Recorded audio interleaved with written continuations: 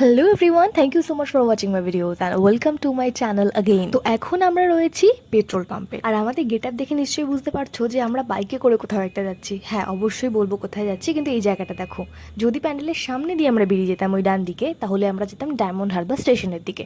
But আমরা প্যান্ডেলের side দিয়ে সোজাসুজি রাস্তাটা দিয়ে বেরিয়ে যাচ্ছি, এবং আজকের দিনটা হলো সপ্তমী। যখন আমি ভিডিওটা পোস্ট করব হয়তো সেটা অনেক দেরি হয়ে যাবে, কিন্তু এই জার্নিটা আমার কাছে সবসময় অনেক বেশি স্পেশাল থাকবে, কারণ এইরকম লং জার্নি আমি লাইফে ফার্স্ট টাইম করছি। এখন সময়টা হচ্ছে তোমার মোটামুটি ওই 7:45 মতো। আমরা বাড়ি থেকে বেরিয়েছিলাম 7টার সময়, তারপর পেট্রোল পাম্পে যাই, তেল টেল ভরি, এবং তারপর আমরা আবার জার্নি শুরু করি।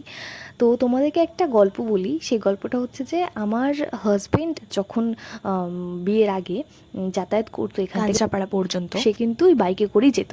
সে বাইকটা কেনার পর সে বাইকে করেই পুরো রাস্তাটা যেত, এবং আমি শুনে ভীষণ এক্সাইটেড ছিলাম যে বাহ কি সুন্দর, এত দূর থেকে আসে, বাইকে করে আসে, আবার বাইকে করে যায়। কিন্তু আজকে আমি একটু একটু করে রিয়েলাইজ করছি যে ইটস নট টু ইজি।